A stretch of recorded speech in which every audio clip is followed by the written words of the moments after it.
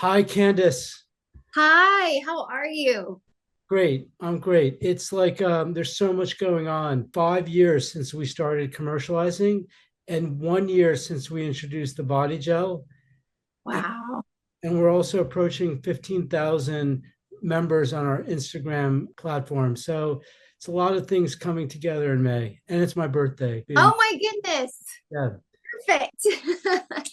When's your 68, birthday? 68 years old. No. I know. I'm actually turning 58. Okay, I was gonna say, plus everything is in like the fives here for you. Yeah. So 58. Well, you look amazing for 58. And yeah, I turned 48 in June, so very soon. Yeah. And this has been a really incredible staple in my skincare and just having transitioned from I used to do filler. I haven't done it in probably 7 years now, but it doesn't go away. It does, it's like they tricked us. It doesn't just go away. So you end up having like weird ridging and different things like that. But really what I was struggling with is fat loss from prostaglandin. So this has been incredible for me. Yeah, no, your skin looks fantastic. Yeah, it really does. You look like newly minted 30-year-old. Thank you so much. My son's almost 30, so it's wild. It's wild, but just goes to show that when you can lower inflammation and use products that are truly transformative, we used to think that it had to be things like pharmaceutical grade or these neurotoxins or fillers, and now there's a better way, and actually people are looking younger than they ever did with any of that stuff. So it's really really amazing. I think it's a large part of it. I think for you, I'm just going to throw something out there is that you live a joyful life. You've told me about opportunities that you've passed up with companies because you just didn't believe in what they were doing. And I really do feel that living a joyful life and like not having, this is going to sound really woohoo, not having dark energy in your life is like really reflects in your appearance. Absolutely. I agree 100%. And I've had situations in my life where that was very profound situations where I chose joy and light over situations that were very hard, and literally had people coming up to me and saying just that I was glowing. And it was just such a profound moment for me in my life because it was something that I was dealing with that was very hard, and I chose the much much higher road in that situation, and people could physically see it in a restaurant. Everyone in the entire kitchen came out to look at me, and people, it was the wildest thing. So absolutely, when you are choosing light and choosing your purpose and doing good things, all I want to do is help people. It really does reflect in and what you look like. It's just the spirit shines through, I believe. So it's so wonderful to me to align with others who that is important to and who recognize that. I'm not quite there yet, but Yes, you are. I'm getting there. I'm getting there. I'm trying to remove like all of the dark energy. Because when you start, you just sort of you can't help but do the things and partner with people who you think are know better, and you think that just because they have 250,000 followers and they call themselves a master esthetician, that they're their source of good energy. And then you learn over time, like, wait a second, this is not right. Like, I don't need this. And Yeah. in our case, it meant severing ties with a partner who was our second biggest reseller last year. You want to be fair and generous to other people, but at some point, your gut is telling you this is not right, and Yeah. it won't be right, and you just move on. And then you feel like once you've moved on, you just feel this lightness. And I think that some of the tension that you weren't even aware of goes away. And yeah. Yeah, absolutely. Absolutely. I know exactly what you're sharing about, and I've experienced the same thing. And again, that's why it's so important to me to really align with companies. I don't share anything that I don't personally believe in, that I don't personally use, and that I wouldn't use on my mother or my sons, or my best friend. So, and I am approached by a lot of different companies, and I'm sent different things. And I would say 90% of them I never reshare, just because they don't. For me, I talk about all the time, something has to actually move the needle. I have to see a difference, feel a difference. There has to be a shift. Otherwise, it's too much money, it's too much time to spend on things that aren't making a difference. That's my requirements for any product that I share. And this has been one of those for me. And I have to be getting feedback from my clients, from my audience that is saying, wow, this is incredible. I've only been using this for 3 weeks and I'm already noticing a big difference. And then what I love is it sparks this like curiosity and this creativeness where they're like, I wonder if I could use it for this. And they start experimenting. And that's what I love is to really get people excited about things, for them to see those changes, and then for them to go, I wonder if I could also use it for this. So I get that a lot with the Adipeau. Yeah, no, that's when you know like you're doing something right. When you're like giving it to the community and then they're like, okay, well, let's do it this way. And in fact, the whole like when we introduced the body gel, it's going to be a year next week. And when we introduced it, it was really from people saying, bring out a body product, bring out a body product. And I didn't really want to do it because I didn't really feel like I had really gotten my hands and arms completely around the face product. Mm-hmm. But I was like, all right, we'll try it. And if it works out, we'll let it out. And so we did. And we didn't really understand how it was going to be used other than we developed it to strengthen the skin. Mm-hmm. And there was an esthetician in North Carolina, Pam Smith, who shortly thereafter said, Yvonne, I'm going to tell you, it's really good for the face. And I'm like, oh shit. Like that's not what like what is that going to be? Like it's so much less expensive for the face than the okay, is it going to cannibalize the face? And then that was like sort of the conventional, branding thinking like, okay, this is not what we thought it was going to do.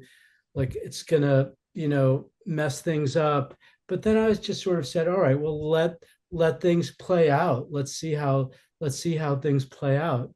And it turned out that for the face, the body gel just really is great prep for the Mm-hmm. for the face cream. And then what happened is shortly after this use was occurred, we got data from the Karolinska Institute, which actually reflected that, supported scientifically that finding. So that in the context where you have large fat cells, you really do need something like the gel that's going to dramatically reduce their size in order to stimulate regeneration and create that healthy dermal fat tissue. And then we got this gift, if you go with where, sort of good energy is pushing you, we got this gift of people saying, well, I've been using it for cellulite. And that had always been a place where I didn't want to go because of all the crap and all of the BS and just sheer exploitation that takes place. Yep. And I'm like, I'm not going to go there. And then people are saying, no, but you should take a look at it. And then I said, all right, if I'm going to do it, I'm going to do it publicly. I'm going to say, look, this is what we're doing. We're using volunteers. Who wants to volunteer? We got a bunch of people, asked to be in the study. We picked 17 people and we gave them 2 tubes per month for 3 months. And then we got their pictures back. And the results were clear, very, very clear, especially for moderate and severe cellulite. The independent blinded raters had no issue picking out which was the before picture in terms of cellulite severity, 100% of the time. And that's just a very clear and unambiguous finding. So what was their protocol? What were you instructing them to do to achieve those results over 3 months? Very simple. We just said use it twice a day. Okay. We didn't say like apply it thickly or like just, apply it twice a day. And Okay.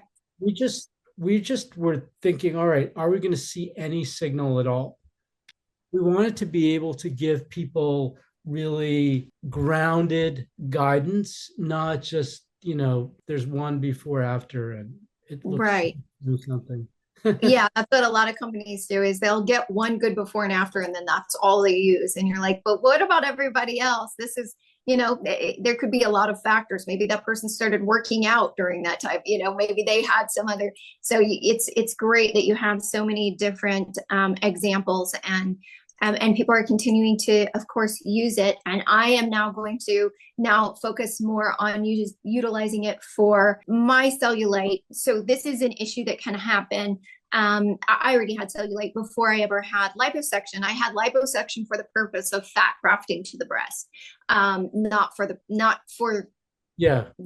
sake Fat. of liposuction. So I've had it through my arms, I've had it to my abdomen and to my inner and outer thighs. And so, of course, that is creating weaker skin, looser skin, and it's a real issue. Even if you have someone that does amazing liposuction, which I went to one of the best in Beverly Hills, but it's just I'm also my age. All of those things are factors. It's always going to happen because here's the mechanism. When you're killing a bunch of cells, which is what you're doing when you're sucking stuff out, the fat cells are like live in these nests. Mm-hmm. Think about like eggs sitting in a nest, and you're basically tearing all this stuff apart. And so you have a lot of apoptosis, you're triggering Yep. a lot of inflammation. And, Yep. and we know this is published with the injections, when they do Mm-hmm. the fat killing by injection, when they inject the Kybella. Kybella. Yeah, I was trying to remember the scientific name for it, but it's like, There's also hyaluronidase that they use, and that also can break down the tissue, but they're usually doing that to break down filler. yeah, so when they inject Kybella, they actually published a paper where they say, okay, you get an acute inflammatory response and you get fibrosis. So the Mm-hmm. cellulite is fibrosis. That's what causes the pitting or the dimpling. There are these things, collagen bundles called Mm-hmm. septa, and they start at the muscle or fascia, and they extend up towards the epidermis, and they're basically binding the skin to the deeper tissue. And what happens in the context of liposuction or cellulite is you have this inflammation. It's acute in the case of liposuction, it's chronic in the case of cellulite. And the Mm-hmm. septa, which are nice and thin, become thickened and shortened, and they don't move, and they pull the skin down in specific areas, which are the pits or dimples in the skin. And that was like my aha moment when I was talking to someone and she said fibrosis. I'm like, yes, it's fibrosis. And then I found the Kybella study, and then I was optimistic. I thought that this gel could, by reducing the size of the dermal fat cells, really reduce the chronic inflammation, Mm-hmm. because we know that larger fat cells are inflamed. And I was excited. And then we got the results, and I was like, yep, this is evidence that the theory makes sense. Because how else to explain? Like, you've seen the pictures where you have very severe dimpling. That dimpling is significantly ameliorated. Like in some Right. cases, we shared a video recently where it looks like we just substituted someone else's leg. It's like, all right, Right. Yeah. we took one person's leg and substituted another person. It's the same leg. The other side leg is exactly the same. And so I'm excited because this really shows that you can significantly reduce fat cell size using the gel. And why is that good for things other than cellulite? Because most sagging that you see in the skin, including the face, the Mm-hmm. neck, the arms, all of this is really due to having excessively sized or hypertrophic fat cells. Mm-hmm. So when you lose weight and a lot of weight quickly and your face sags, that's because you had really large fat cells and they're weakening your skin. When you see people on the other end of the spectrum who are hyper exercised, like The Rock, right? You see Hmm. him and his cheeks are sort of flapping about like an ill-fitting suit. That's because he exercises so intensely, so frequently, that the fat cells don't have the ability to regenerate properly. And so Hmm. they're excessively sized. He's got that weak skin also as a result of hypertrophic fat cells, but from a completely different cause, etiology, than the person who's lost a lot of weight.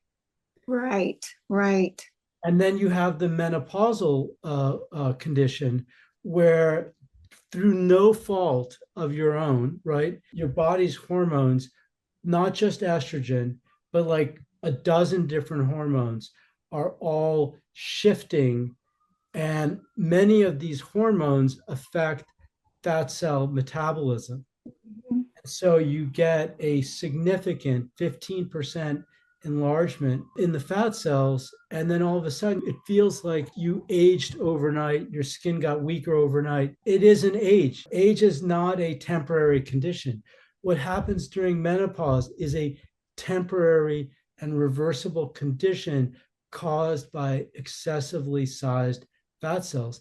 And what the cellulite study shows us is it can be exceedingly short lived. We can really do it. So then, for someone who is in perimenopause or in menopause or postmenopausal, you would recommend that they use the body gel on their face for how long before moving to the face cream? I would say just use it. Use it until you see like the skin strengthen, until all you see, right, is maybe like a volume deficit here and a volume Okay.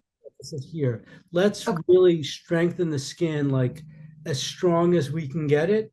And then when the skin, God, I keep looking at your skin and thinking that your skin is insane.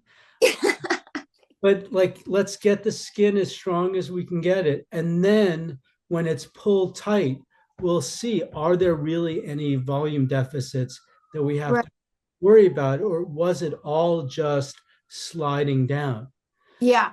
Well, So my skin has definitely improved over I mean, I've been doing this for years and I feel like it doesn't there's move. not as much to pull back. It's there's more structure to it. It's not that my skin necessarily feels like it's that much tighter. It feels structurally like I don't even know how to explain it. It's It's just not. like the integrity of the fabric is better. I felt that's when I started using it. I was like using it on my neck. And what I could feel like is that like right here at the weakest point, you could grab like a tiny little bit and pull it out.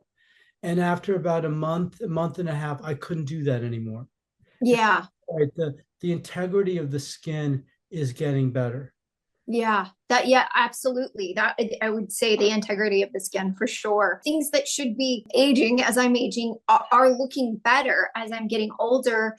And I also, I do minimal lasers about once a year, and I've done some different plasma treatments, but I've found that combining this with those is the ultimate like skin bio beauty hack as far as accelerating the results. Cold plasma. Yeah. We have a couple of people in our network of estheticians who are really advocating for a much less invasive plasma treatment.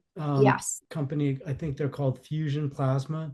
Mm-hmm. It's really authentically cold plasma. There's no burning of the skin. There's no Mm-hmm. carboxyl residues. There's no brown Yeah. stuff on your skin. It's just enough energy to disrupt the fungi, the pathogenic bacteria, the senescent cells, enough to sort of like restore the condition of the epidermis. Mm-hmm. And that is important because most people don't know the epidermis is part of the ecosystem.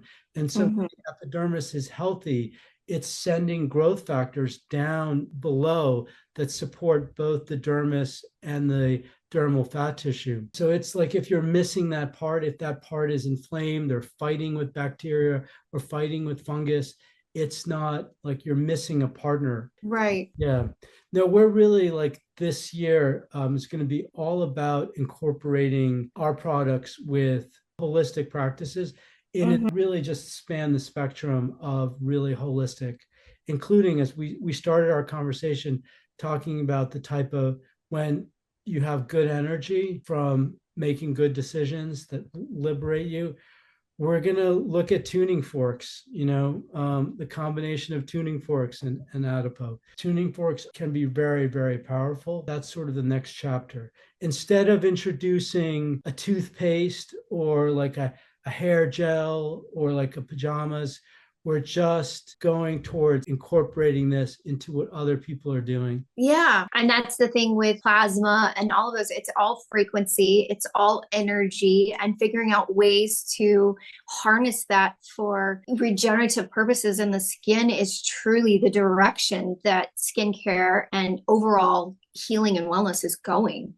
And it's really wild because there's no harmful side effects to doing these things. And everything that we've done has always been like really and truly like the safest thing you could do for any type of skincare thing is surgery, just because you're not having to inject neurotoxins, you're not doing filler, you're not doing, as far as like a holistic option for tightening skin. I totally agree. The most invasive is the safest. Exactly. I mean, it's really cool the evolution that's happening in recognizing, what I know the geniuses over time has been saying, which is, frequency and energy and focusing on those types of things is really where the profound changes are happening that are visible in skin and health and wellness. And so that's why I've been so excited to share this product and use it. And I'm very excited to use it all over my body, because as I'm getting older, I'm noticing that all of this skin is getting so much looser. There's never been anything where you really are focusing on,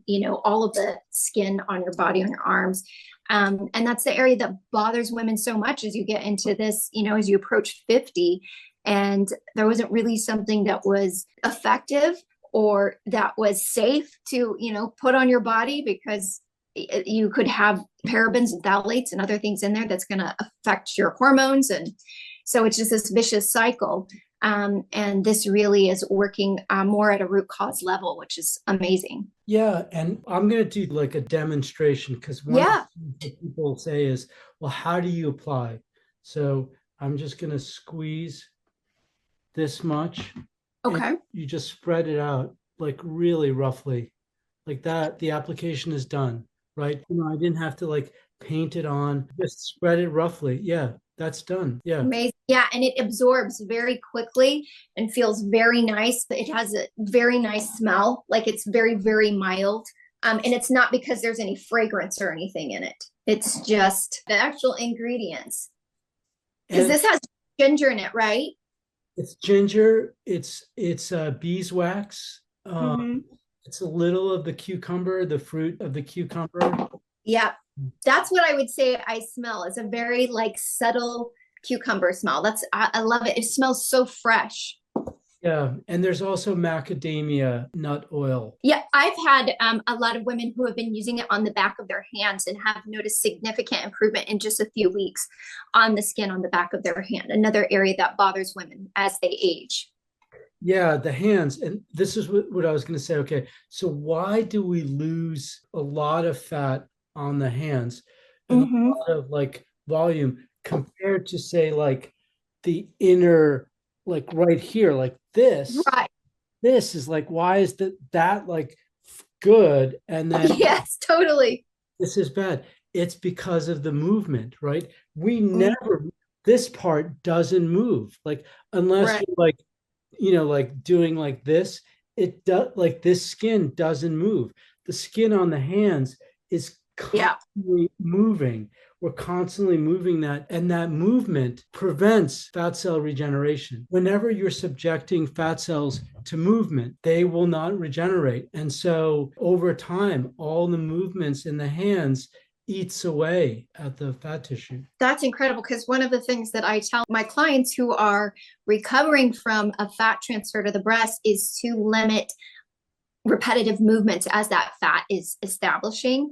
And another thing that studies that have been done, and that aligns exactly with what you're saying, is that fat retention has a lot to do with hormones. And so if they have poor, if they have very high levels of estrogen or very low levels of testosterone, it can actually affect their ability to retain the fat while it's establishing. So all of those things. And that's also why now I have the women that I work with who have either had explant surgery or have had a fat transfer using Adipeau to help with that retention as they're healing. And they are having very good results so far.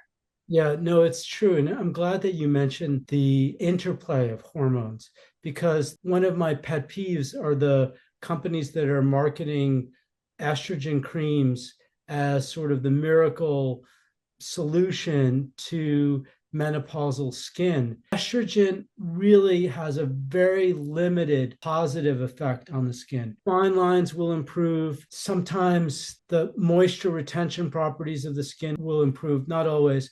But fundamentally, in terms of the integrity of the skin, there are no changes. There are no improvements in elasticity. There are no changes in functional collagen. There's no improvement in sagginess and laxity. Whatever way you express, does the integrity of the skin improve? It doesn't. And, it's like a convenient marketing story. It's like, well, you've lost estrogen and now we're giving it back. We're addressing the root cause. Well, yeah, but that's part of the root cause. But as you said, testosterone is changing, leptin levels are changing.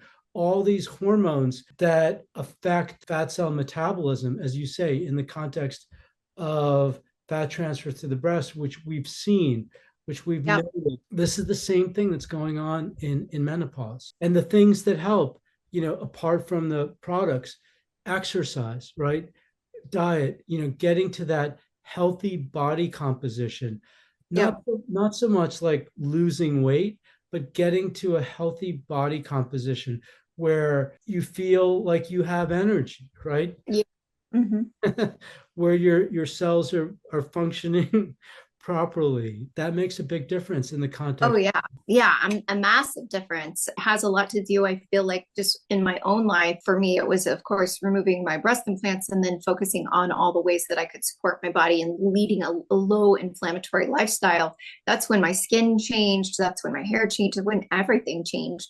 And what's been so incredible is, as I'm continuing to have the honor of working with experts and people like you and finding products like this, is that as I'm getting older, I actually am maintaining my age, or even I feel going in reverse in some ways, because things are looking better in ways that I couldn't expect. And I haven't done anything surgically to improve them, or I haven't done any of the things that I used to attempt to try to help with wrinkles, or help with lax skin, or help with volume loss that have long-term side effects and blocking lymphatic and all of that.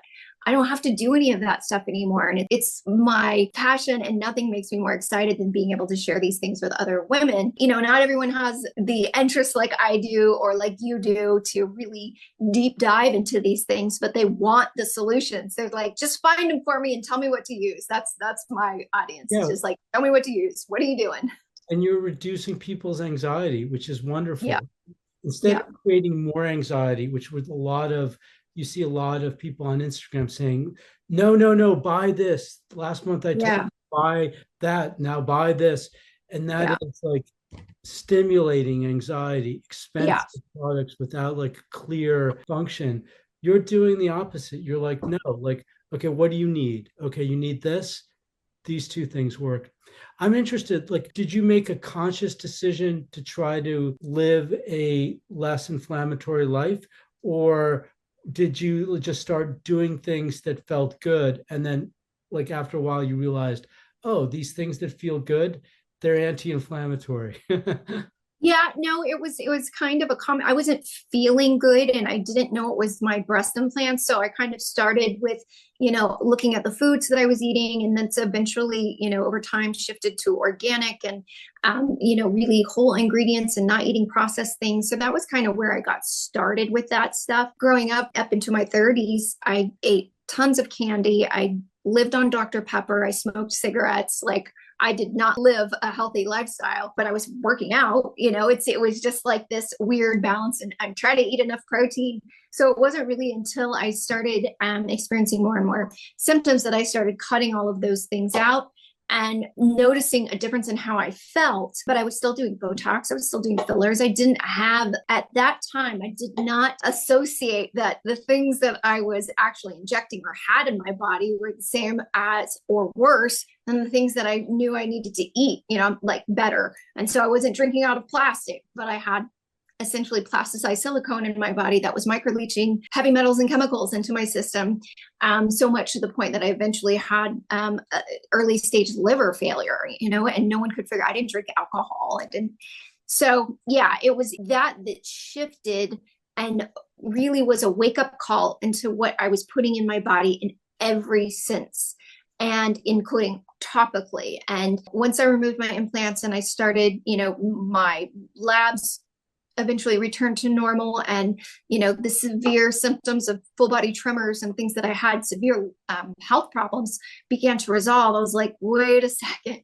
And then as I began looking into ways to truly detox and try to get my body back to a baseline of what it was before I ever had done any of these things, that's what shifted everything for me, where I started like really recognizing and realizing that I was feeling better in my 40s than I did even before I got implants in my 20s. And that was because, of course, I was living on Coke and candy at that time, Coca-Cola, not drugs, but Coca-Cola and candy.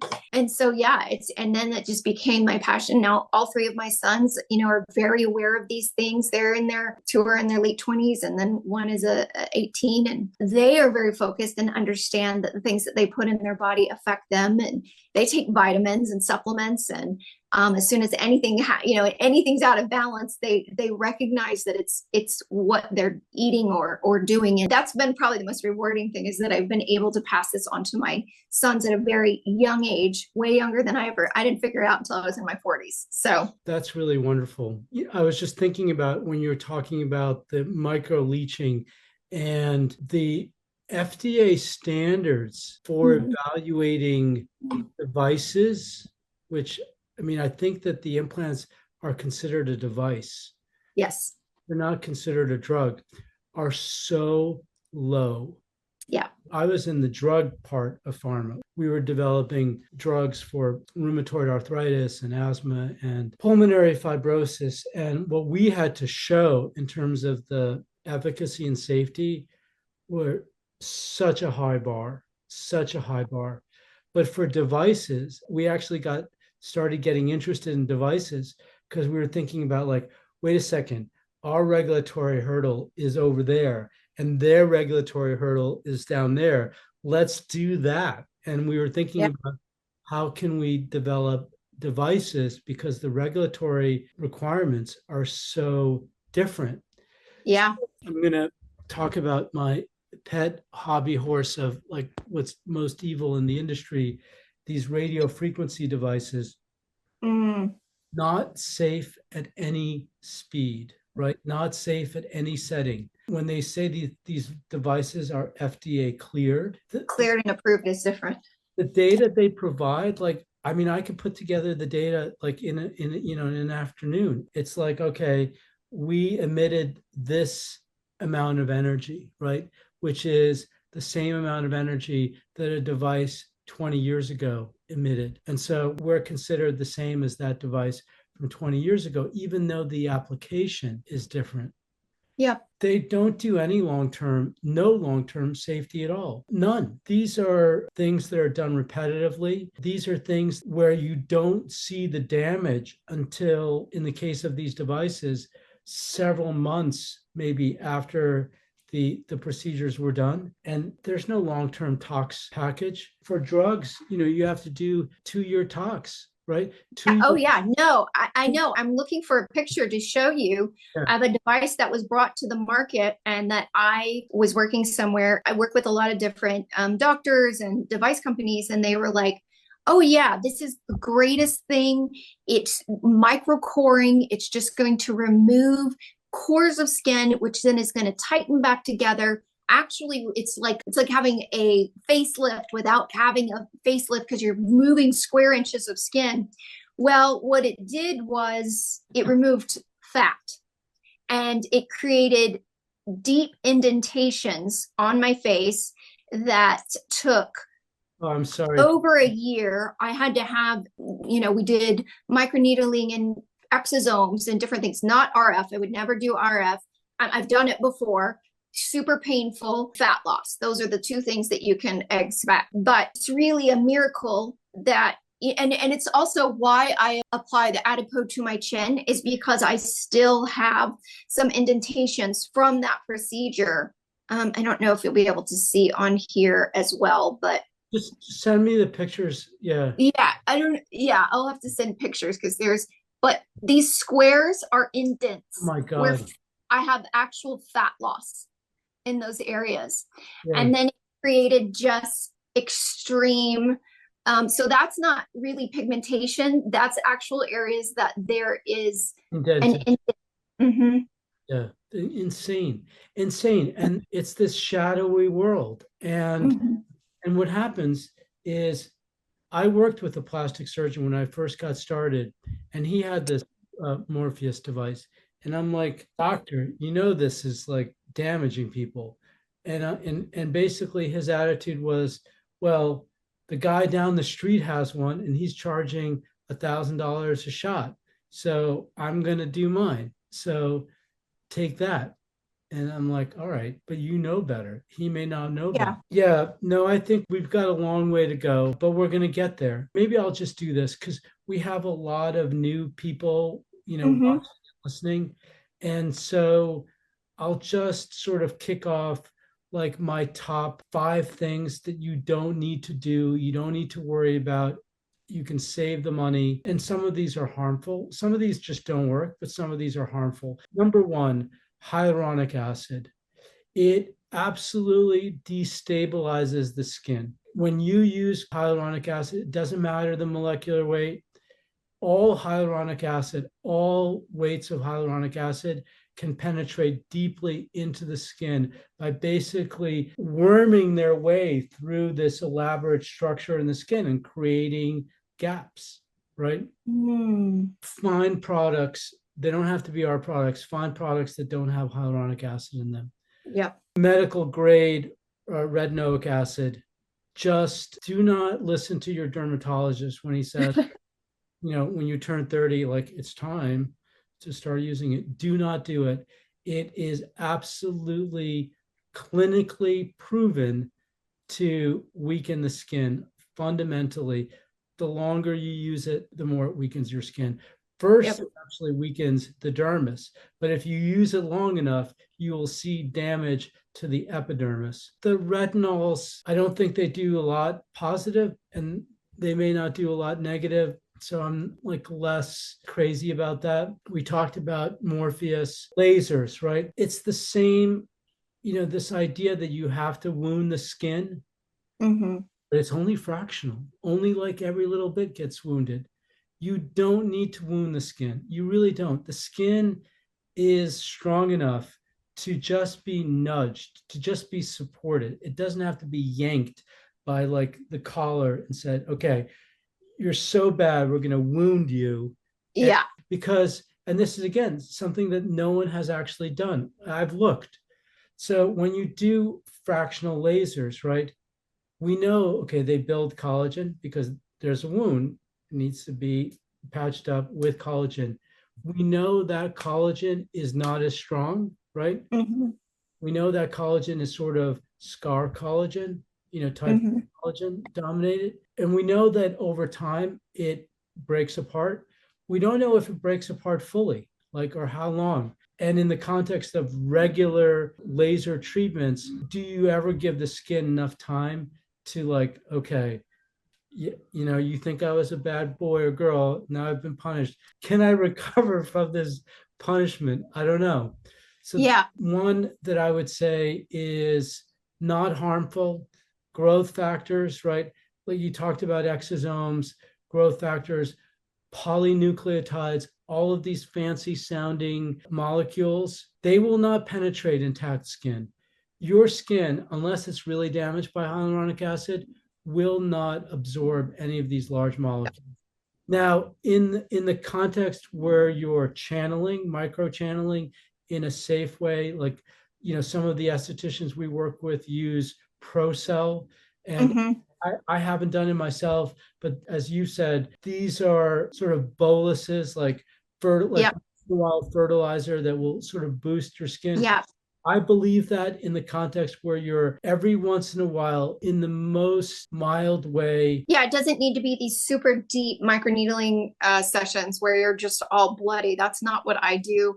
And the exosomes, there's very specific, like age zero exosomes that are from Wharton's jelly. Like I have very specific things where I have noticed a difference. I've tried the other ones, no difference. I've tried the more aggressive treatments and did not have more effective results. I actually have had the best results from the things that didn't have a major downtime, or I do some of the non-ablative lasers occasionally just to help a little bit with some of my pigmentation, but I've had a lot of things that I've had to work my way back from damaging treatments. So that's why a lot of the things that I've had to do have gone back to fix things from having done treatments that caused fat loss or that caused pitting and indentations and damage to the skin. Yeah. So in your case, you had the damage and you're like, all right, well, now I have to dig that up again because Right. Right. So, yeah, you're literally trying to break up scar tissue and stuff like that. And then that's the incredible thing is I've had better results just applying this on my chin in those areas than any of the other, treatments, which did help. They did move the needle to an extent. This is so super simple, super effective, and not painful or expensive. So No, it's surprising. Like, and it's funny, you sent me that post from the woman who used the gel to treat scar tissue that she developed as a baby from a burn. And she had actually also sent me a message, and it was the sweetest thing. And like, I'm not saying that the gel works for scar tissue. I don't have enough data, to talk about it. I'm just saying that the fact that it happened in this sort of like one N of one case study shows the fact that the skin responds to mm-hmm. forks Yep. shows that you don't need to treat the skin violently. Yep. Skin just wants to like find homeostasis. It wants to like sort of, all right, get into like the right rhythm, and then Yep. like unleash its own powers. That's exactly right. Well, awesome. That was awesome. We like covered a lot of ground. And yeah, it's great because the education is lacking there. And women are looking for things that doesn't completely uproot their current skincare protocols or whatever they have if they like it. But obviously the current skincare they have, it's not going to do this. And I just love that this can be implemented into what you're already doing. Yeah. And I think that maybe that's sort of the last thing that I want to talk about is because the industry creates so much anxiety about, okay, can I use this with this? Can I use this with this? Like, how do you apply it? Do you apply a thick layer, thin layer? Like, do you apply it first or last? Yeah. The great thing about our products is they're developed to go down the hair follicle. So they can be used with on top of anything else, and they'll still get in. If you delay, like, it may take longer for them to absorb, that's okay. They'll still go down the pore. But all of this anxiety, I feel, it's hard to tell someone, oh, don't be anxious. It doesn't matter. You can do it any old way. Yeah. I try not to do that, but it's really true. You can do it any old way. Yeah. That's great. If something's truly effective, then you should be able to. It shouldn't be like, oh, you gotta. When do you eat the salmon? Do you eat it at 4 o'clock or should I eat it at 6 o'clock? The people have really become that way because there's like this shift where people get super they're calling it orthorexic, but where they just have fear of making the wrong decision and how do I do this, and oh no, I'm supposed to eat in this order and I'm supposed to do it gets really crazy. And because of the gotcha, because there's so many people who are trying to attract attention to themselves by saying, you've been eating potatoes all wrong. There's this guy, he's a famous cardiovascular surgeon. What's his name? He's like now saying, like, you shouldn't eat blueberries. Do you know the guy? No, He's like the enemy of the blueberry. I'll try to remember his name. But this guy is basically eating blueberries. Well, you got yeah, to hear this because, those blueberries are doing a lot of damage. And there's so many people like that that they yeah. don't understand. All they care about is that their crappy supplements sell or their crappy courses sell, and that they don't care about the anxiety, all the bad energy that they're unleashing into the world. They don't care about that. No, I know. And I run into that a lot with people wanting to get into helping women in BII because they see that they're a vulnerable patient population and desperate to feel better. And so then they come in and try to use their programs and just say, oh yeah, I can treat this, I can do that. And these women are getting sicker. And it's the same kind of thing. And it's, a lot of the people who come on and they're like, have you been drinking coffee? Well, you're probably going to have cancer because of this. Like they just come in with these scare tactics on every single one of their posts. And it's bringing so much anxiety and fear mongering in these women. And then they're trying to set themselves up as the authority figure and knowing all things, which then takes the power away from women and other people feeling like they have any sense of what's good or bad, or they have no say over their life, or well, I felt good when I was eating that, I guess I was wrong. Now what should I be eating? And it just takes away all of their sovereignty, really.